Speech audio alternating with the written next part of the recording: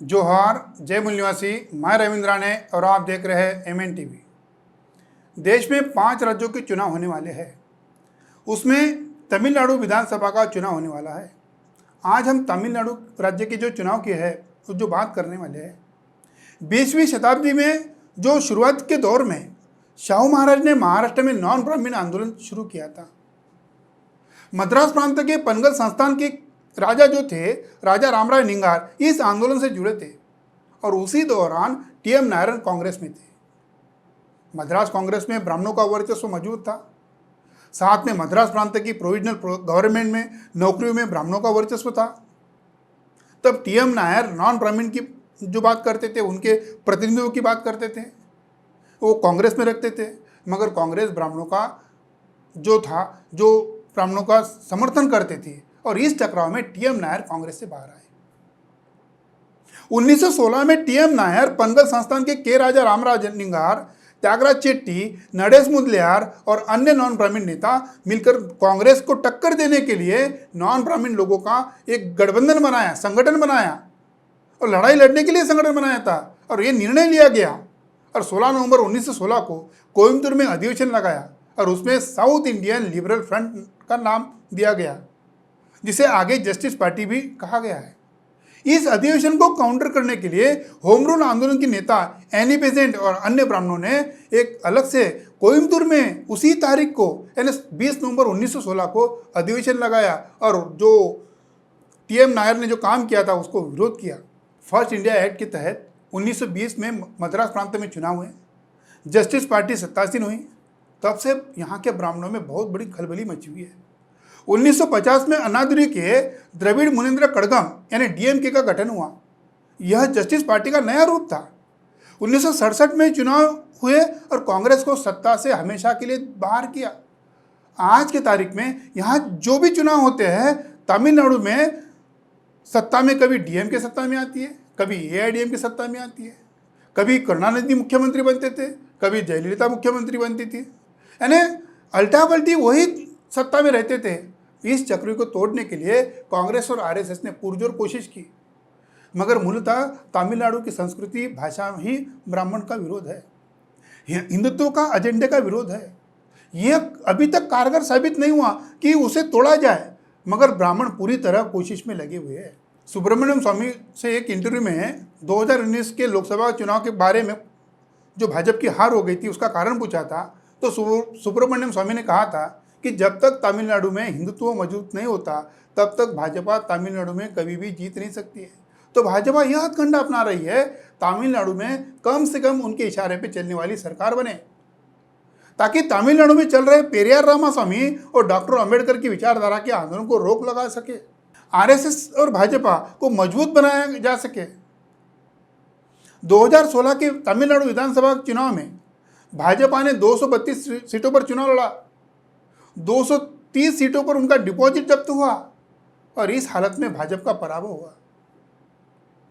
जयललिता के मरने के बाद AIADMK का जो कमान थी शशिकला के हाथ में आ गई।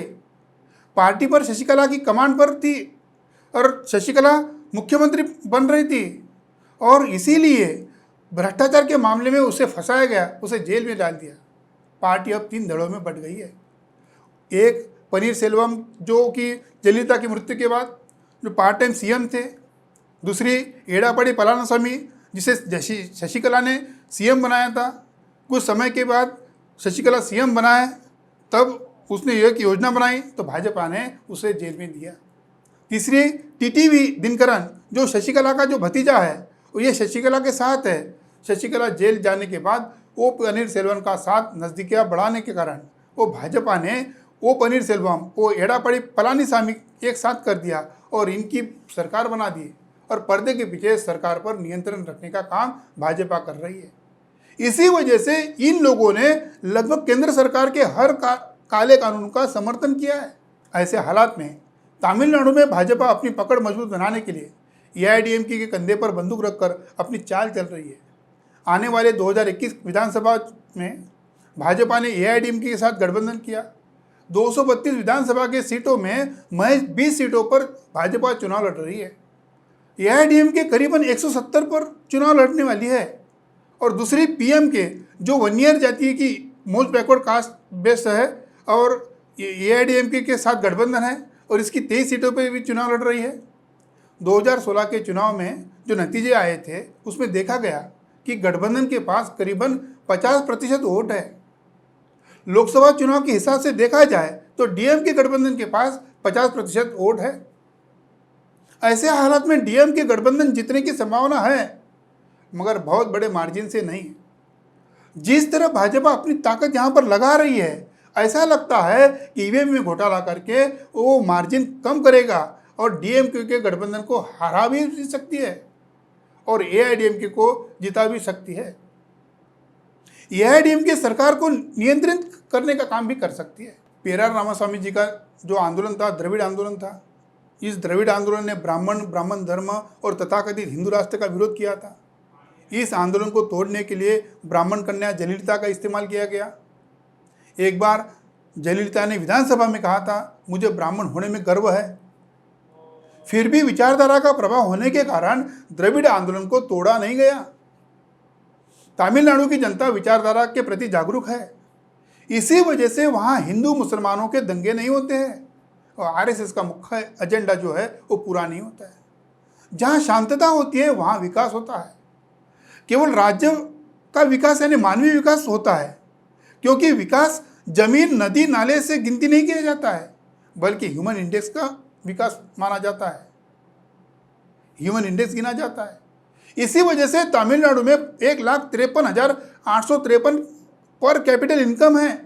तमिलनाडु का जीडीपी 21 लाख करोड़ के लगभग है और दक्षिण भारत में सबसे ज़्यादा उत्तर भारत के युवक रोजगार पाने के लिए आते हैं। वहाँ पे पैसा कमाकर उत्तर भारत में जाके हिंदू हिंदू कहते हैं। तमिलनाडु कर्नाटक ऐसे राज्य है जहाँ आरक्षण 50% ज़्यादा है। तमिलनाडु में 69% आरक्षण है। ओबीसी आरक्षण, नीट एग्जाम में ओबीसी कोटे की लड़ाई तमिलनाडु राज्य ने लड़ी है। आज भारत में जिन जातियों को आरक्षण से वंचित किया गया, उन्हें तमिलनाडु राज्य के निर्णय से अधिकार मिल सकते हैं। उसके लिए ब्राह्मणवादी विचारधारा का विरोध करना होगा, तभी इस देश में हिंदू और मुसलमानों के दंगे रोक सकते हैं। जो एससी एसटी ओबीसी में जो विरोध चलता है वो भी रोका जा सकता है। तमिलनाडु की सभ्यता, भाषा, संस्कृति स्वीकार करने वाले तमिलनाडु की जनता ने उन्हें स्वीकार किया, हर व्यक्ति को स्वीकार किया। जैसे मराठी परिवार में जन्मे रजनीकांत को स्वीकार किया, मुसलमानों को स्वीकार किया। तमिलनाडु के ओबीसीओं ने राम को जूते मारे और सत्ता में अदला बदली करके सही कांग्रेस और भाजपा जैसे ब्राह्मणों के दलों को सत्ता से दूर रखा। वही उत्तर भारत के पिछड़े राम के नाम पर जूते खा रहे। आज के लिए इतना ही और सभी दर्शकों का धन्यवाद।